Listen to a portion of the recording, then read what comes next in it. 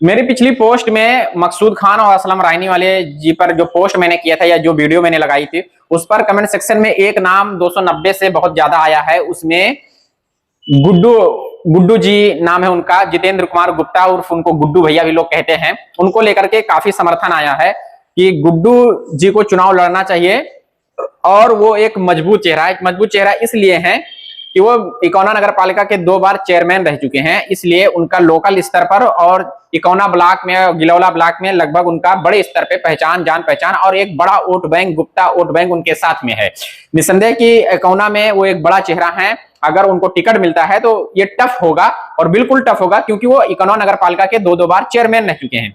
लेकिन सवाल उठता है कि टिकट किस पार्टी से लेकर आएंगे, कौन से सिंबल पे चुनाव लड़ने की कोशिश करेंगे, क्योंकि भाजपा में तो उनके लिए मुझे रास्ता बंद दिखाई देता है। इसलिए नहीं कि ये उनकी आलोचना में बंद, इसलिए है कि वहां से भारतीय जनता पार्टी के एक सिटिंग विधायक हैं, रामफेरन पांडे, 2 बार के वहां से विधायक हैं। तो ये उम्मीद नहीं है कि भारतीय जनता पार्टी किसी और ऑप्शन में जाएगी, और भी 2 बार के मौजूदा विधायक हैं तो दूसरे के पास ऑप्शन में क्यों जाएगी। और रही बात समाजवादी पार्टी की, तो समाजवादी पार्टी से भी 2 लोग मजबूत दावेदारी कर रहे हैं वहां पे, और चाहे वो असलम रायनी हो या फिर मसूद आलम खान अभी जल्दी में वहां पे हैं। तो समाजवादी पार्टी के पास भी अपॉर्चुनिटी है, समाजवादी पार्टी के पास भी कोटा खाली नहीं दिखाई देता। अब रह जाता है वहां पे बसपा, बहुजन समाज पार्टी, यानी जो मायावती जी की जो पार्टी है, उनकी पार्टी के ऊपर अभी किसी का टिकट कंफर्म नहीं हो पा रहा है। कोई इतना मजबूत दावेदार वहां पे नहीं दिखाई दे रहा। हालांकि अभी चर्चाएं वहां पे हो रही है, एक आर के मिश्रा करके, विनोद त्रिपाठी जी, अन्य लोग हैं, इनके ऊपर कयास लगाया जा रहा है कि ये लोग बहुजन समाज पार्टी से संपर्क कर सकते हैं, अपनी दावेदारी कर सकते हैं टिकट के लिए। लेकिन इसमें सबसे बड़ा जो और मुझे नाम जो दिखाई दे रहा है वो जितेंद्र कुमार गुप्ता।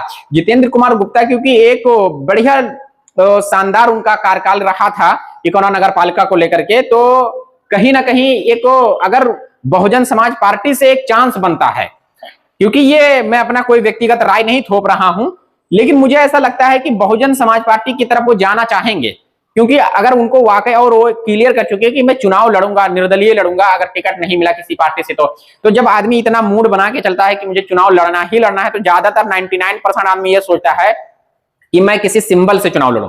तो भारतीय जनता पार्टी से लगभग उनकी बन भी नहीं रही है, और भारतीय जनता पार्टी के पास ऑप्शन नाम के लिए कुछ है भी नहीं कि उनको अपना प्रत्याशी घोषित कर ले, क्योंकि अगर वहां से हारा हुआ कोई सांसद विधायक होता तो एक बार भारतीय जनता पार्टी जाती भी, लेकिन वहां से उनके 2 बार मौजूदा विधायक हैं। समाजवादी पार्टी में इतना ऑप्शन नहीं बन पा रहा है, हालांकि राजनीति में कोई चीज संभव नहीं है। अब खुला एक मैदान 95% जो क्लियर दिखाई देता है, वो दिखाई देता है बहुजन समाज पार्टी की तरफ। बहुजन समाज पार्टी के पास अभी इतना